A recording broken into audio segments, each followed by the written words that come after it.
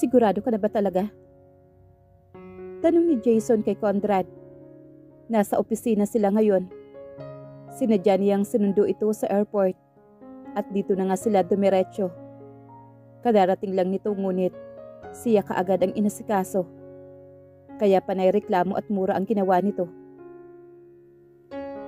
Yes. Bumuntong hininga naman si Jason. Well, sana walang sisihan sa huli ha. Sa mabigat na pakiramdam ay iniisip niya na ginagawa lang naman niya ang tama. Na itong kasal sa kanilang dalawa ni Miraya ay hindi makakabuti para sa kanilang dalawa. Kaya mas mabuting putulin na ito ng maaga pa. Mas makakatulong ito sa kanilang dalawa. Paano si Lolo Alvaro? Pasalampak itong naupo sa swivel chair at hinilot-hilot ang sentido. Kagagaling lang nito sa eroplano pero may amoy alak ito. Hahanap ako ng timing na sabihin. Sandali lang siya nitong sinulyapan. Kinuha nito ang cellphone at inutusan ang assistant na ibibili sila ng breakfast. Late breakfast. Mula sa glass wall ng opisina nito ay kita niya ang mga empleyado na firm sa labas.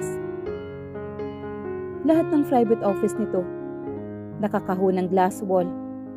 Kaya palaging nag-aalboroto si Jason dahil wala itong privacy sakaling gustong gumawa ng kabalbalan. Ikaw ba talaga ito, Conrad? Napalingon siya sa kaibigan. Kasalukuyan nitong hinuhubad ang jacket na suot at isinampay sa likuran ng upuan. Para itong out of place sa modernong opisina. Sa suot nitong sumandal naman si Jason sa swivel chair at marahang pinaikot ang upuan habang nakatukod ang nakabulang kamao sa baba. Kapag ganito ang anyo ng kaibigan, siguradong gumagalaw ang serious side nito.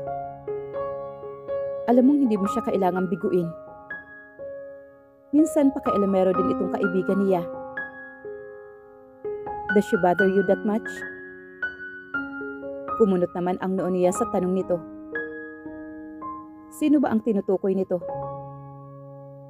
Your soon-to-be ex-wife.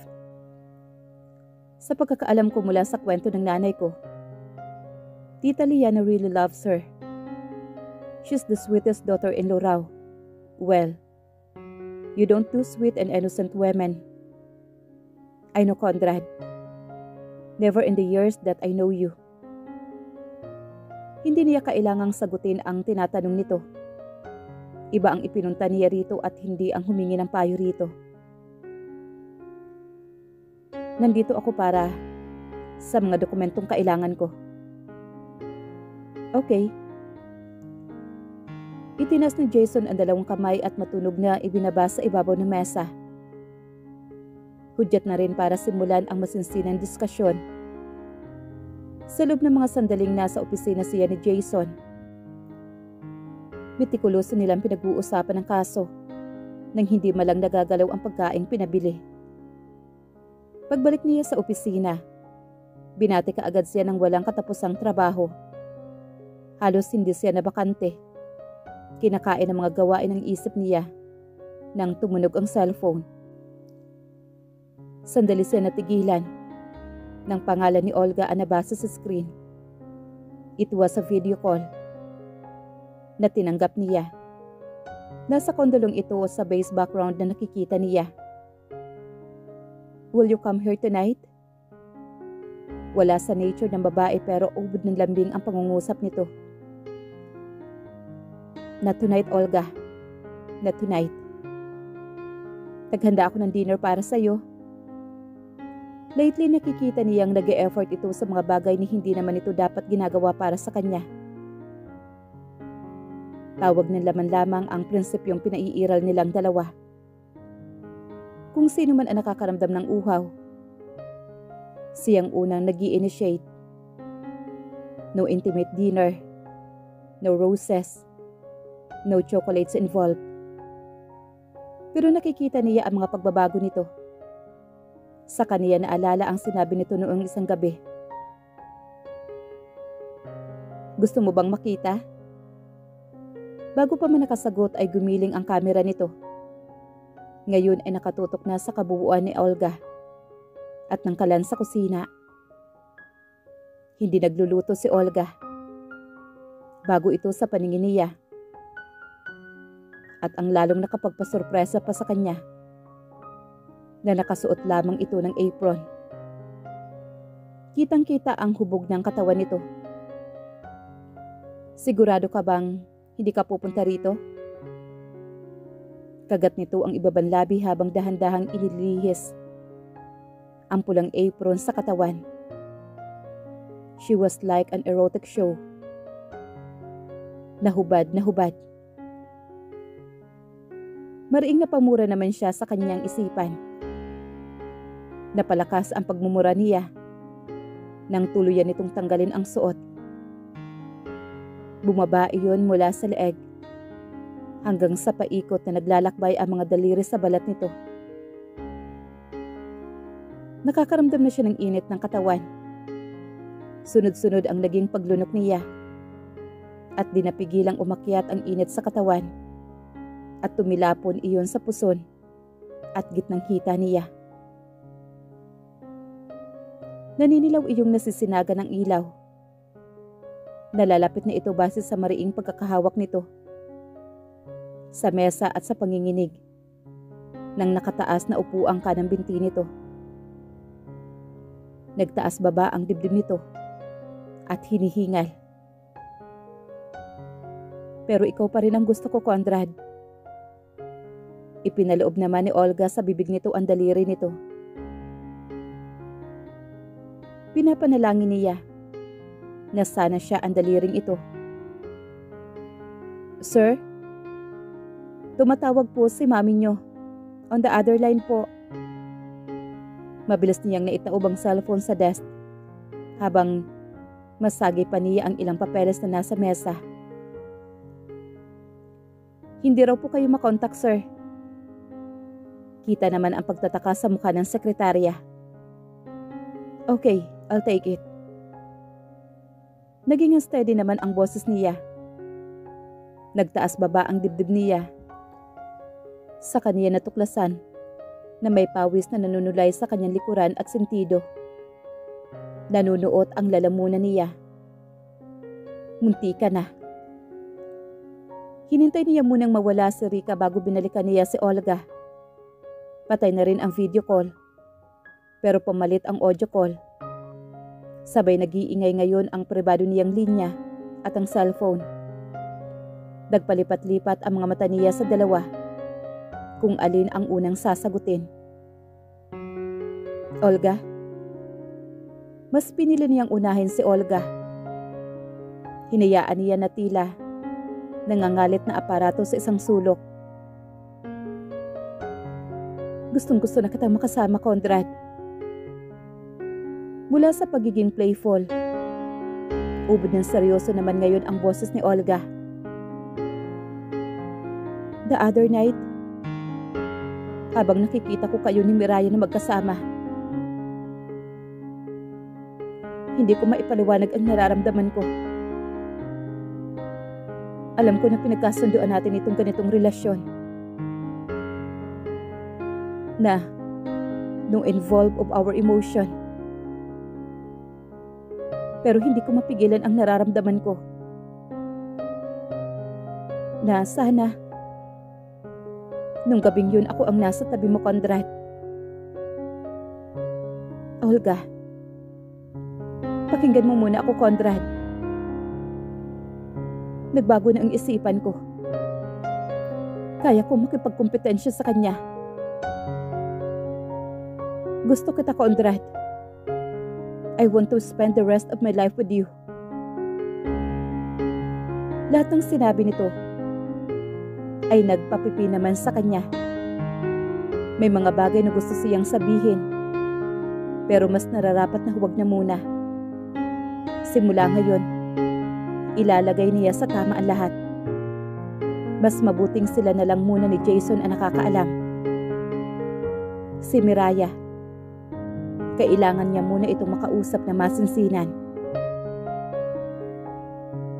I'll be out of town. Baka matatagalan pa ako bago bumalik. Wait for me. Mabilis na sagot naman ni Conrad. Maiintindihan naman siguro siya ng mami niya. Mabilis siyang lumabas ng opisina. Nagtaka man ang sekretarya. Cancel all my appointments. Mariing utos niya rito.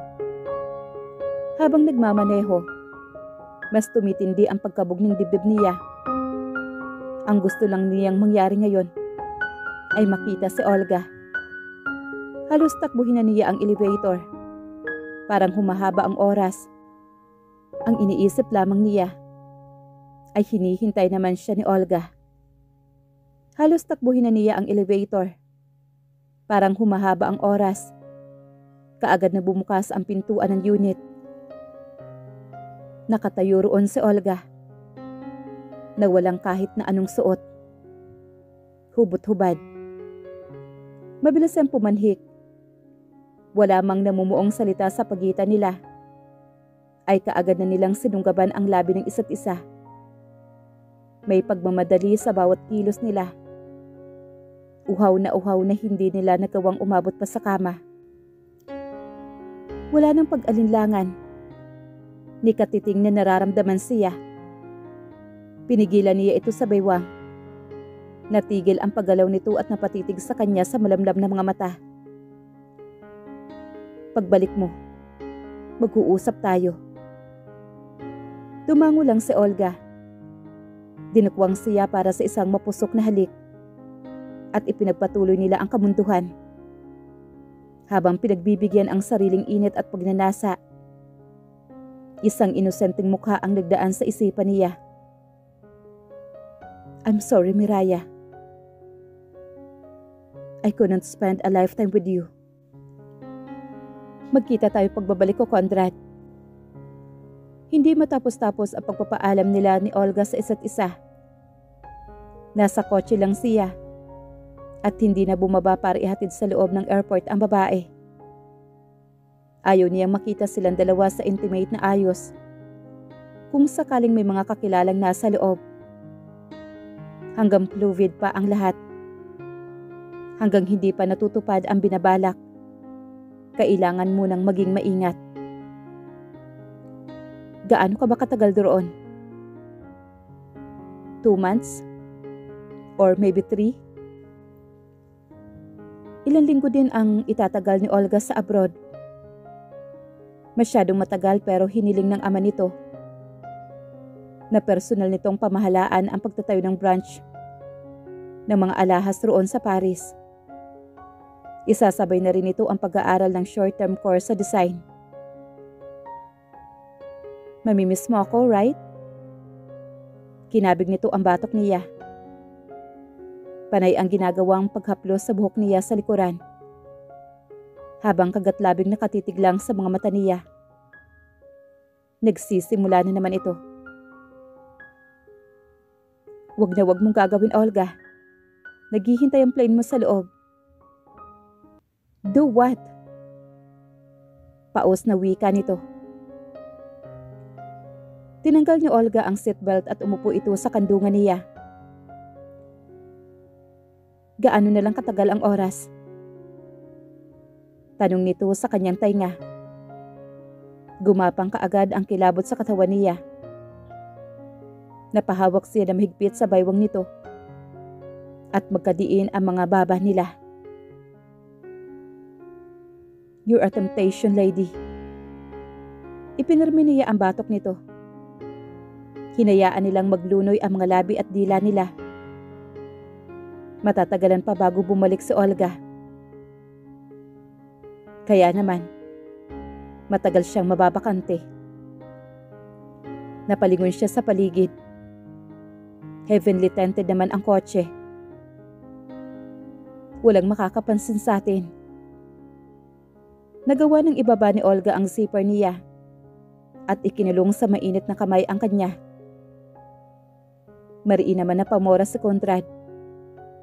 Madali niyang itinaas ang laylayan ng damit. Just like that.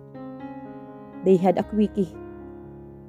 Kapag silang dalawa ang magkasama, Para silang bulkang sasabog sa init ng pagnanasa.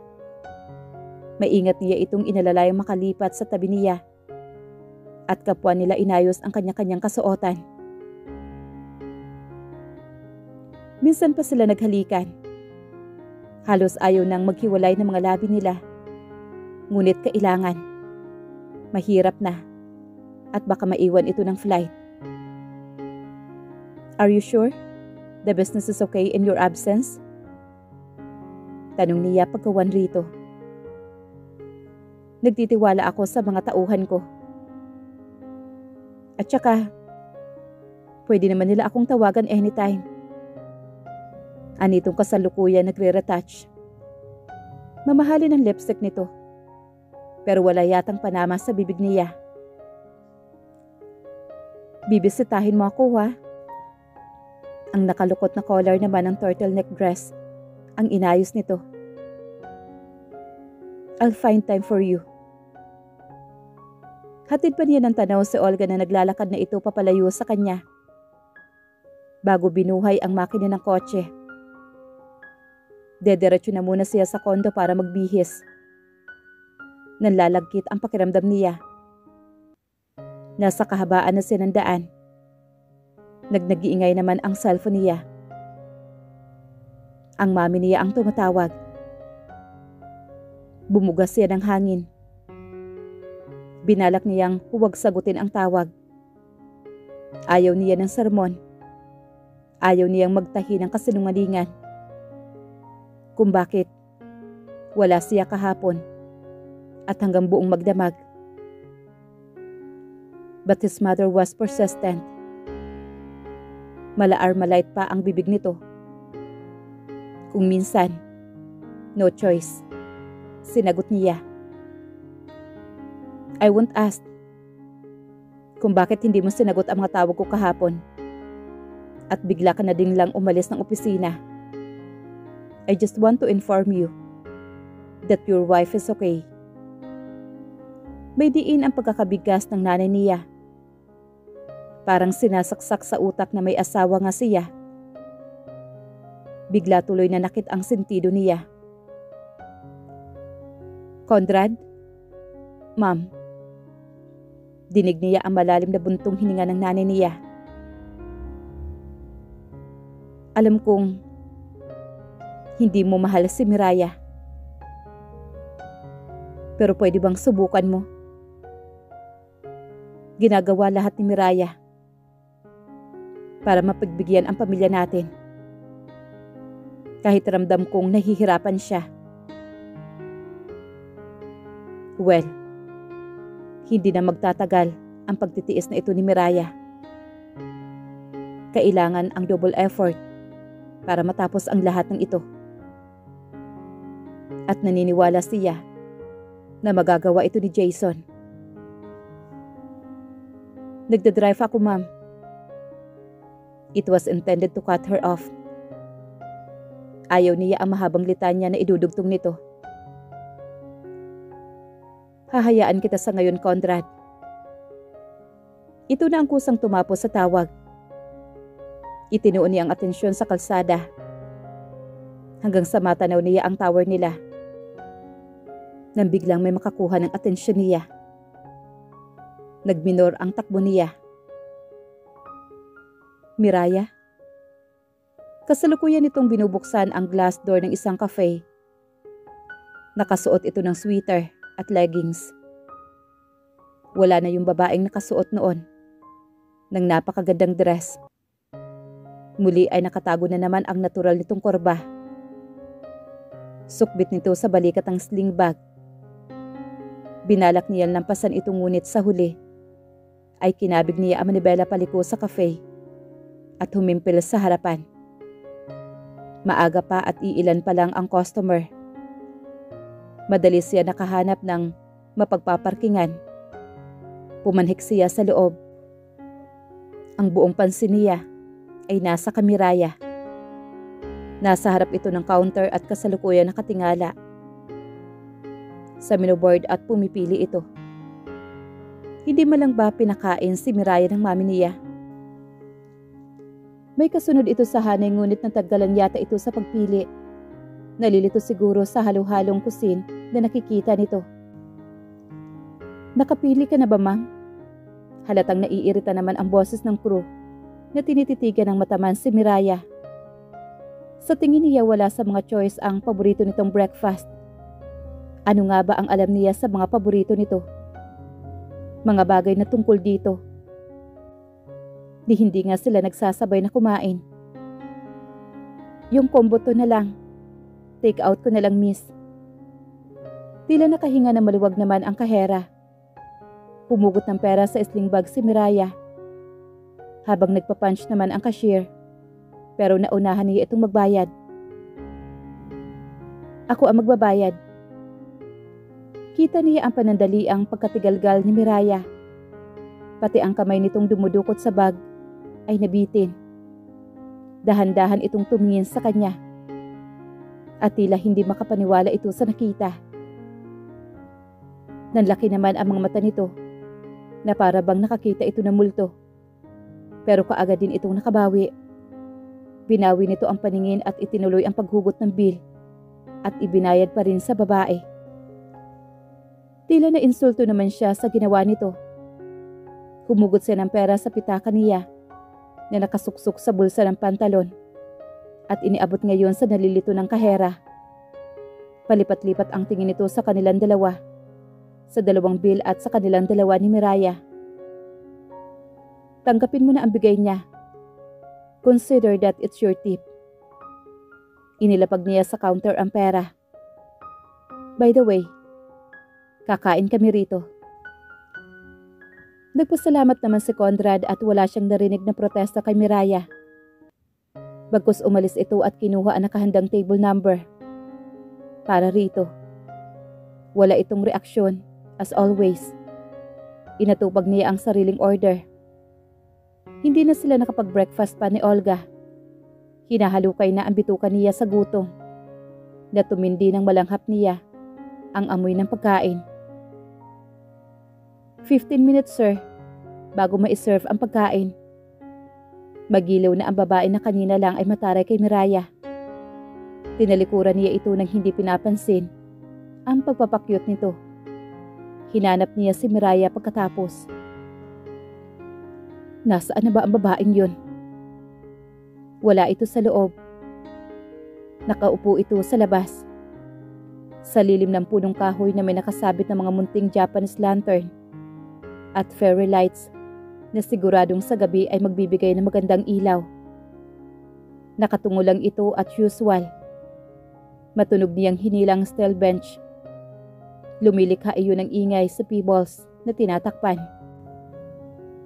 Tulad ng inaasahan niya, hindi malang tumingin sa kanya si Miraya. Bahagyang sulyap lang sa gumalaw sa upuan at balik ito sa paglalaro ng numerong hawak nito sa dalawang kamay. Hindi nag-abala na tumingin ito sa gawin niya.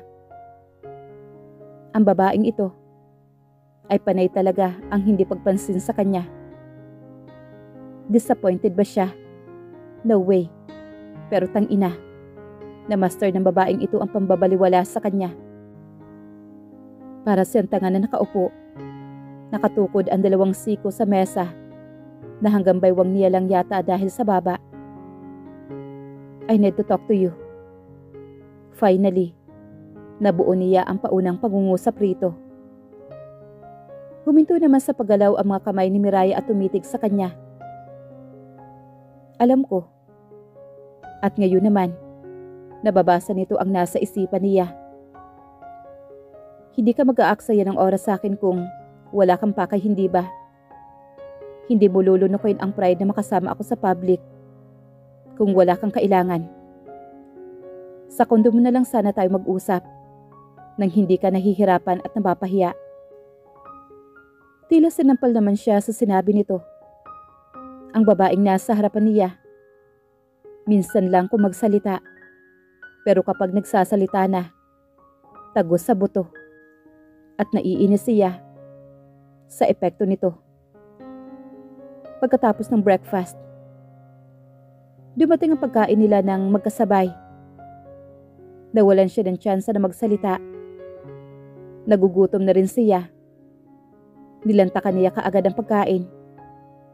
Nakailang malalaking subo na siya. Pero si Miraya ay hindi pa nagagalaw ang meal nito. I-combo meal. Gusto niyang matawa. Napatitig siya rito. Kasalukuyan nitong inaamoy-amoy ang kape sa disposable mug. Nakapikit itong sinasamyo ang aroma ng kape. Nabiti naman sa ere ang pagsubo niya. Biglang umihip naman ang hangin. Dinala niyon ang ilang hibla ng buhok ni Miraya sa mukha nito. Nalaki ang mga matang tila na istorbo ito sa kung anumang ritual. Nagpanagpo naman ang mga mata nila. Nakikita niya ang inosente at napakagandang mukha nito. Pero kaagad na nagbawi ng paningin naman si Miraya. Makikitang walang emosyon sa mukha nito. Tahimik nitong ininom ang kape at kumain na nakatungo. Ang tanging maririnig lang sa mesa nila ay ang tunog ng kutsara at tinidor na tumatama sa babasaging plato. Naririnig niya ang ingay sa paligid. Pero nahahawa na rin yata siya sa babaeng ito na nakatungo lang the whole time. May halong maliliit na hiwa ng hotdog ang fried rice nito. Pero napapansin niyang itinatabi nito ang mga iyon at hindi kinakain. Ngunit sinisimot ang mga gulay. Magkaiba man ang dami ng servings ng pagkain nila. Halos magkasabay lang silang natapos. Ramdam niya ang pagkabusog. 3 servings ba naman ng kanin ang kinain niya. Napatitig siya sa babaeng tahimik na dinapi ng tisyo ang gilid ng bibig. Pagkatapos ay iniligpit ang pinagkainan at ginawang pamunas ang tisyo sa mesa. Binola ang tisyo at inilagay sa gilid ng plato. Hindi siya makapaniwala sa babaeng ito. May mga crew naman nagagawa niyon. Naglagay ito ng alkohol sa kamay pagkatapos. Gago. Para kang tangang audience ng isang show. Kastigo naman ni Conrad sa sarili. Naramdaman marahil ni Miraya ang paninitig niya. Napahinto ito at biglang nagsalita.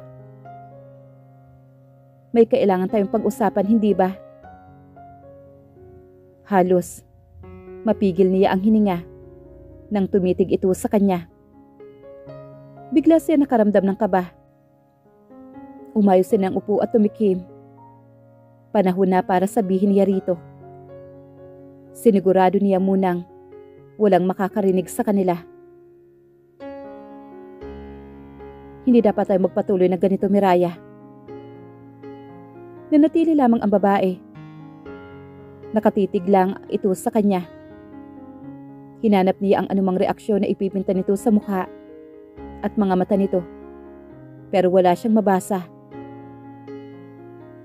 Nasaan na?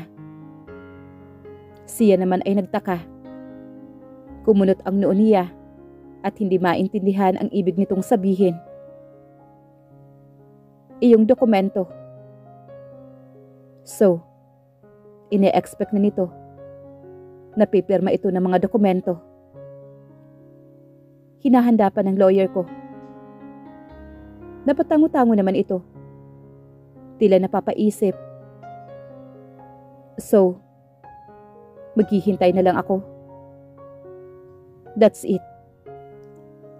Nanatiling tahimik naman si Miraya. Nakapatong pa rin ang kaliwang kamay sa kanang edge ng mesa. Gumalaw ang kilay na tila ba may pinag-iisipang mabuti. Sa anong ground? Siya naman ay tila naumid sa tanong naman ni Miraya. Psychological incapacity. In all honesty, he answered. Wala siya mababakas na anumang reaksyon. Walang anumang guhit na galit or maybe. She was too brilliant na itago ang emosyon nito. Mahalaga pa ba yun?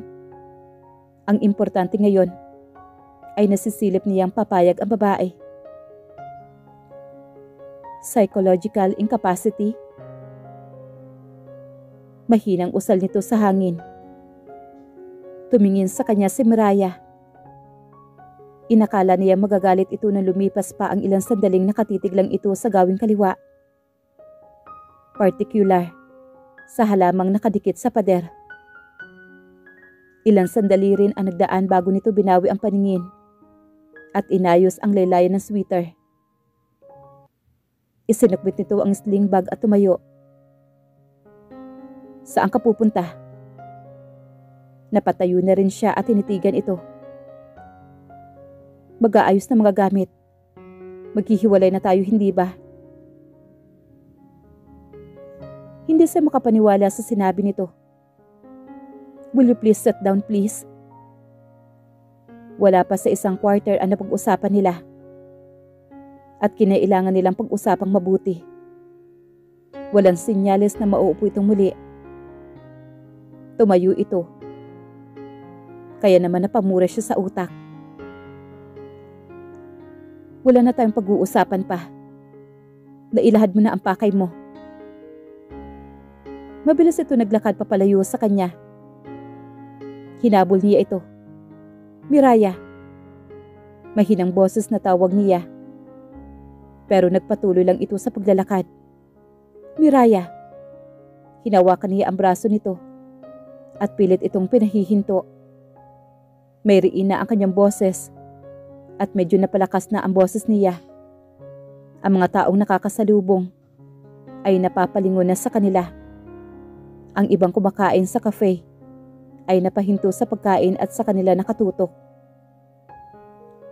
Gumagawa ka ng eksena.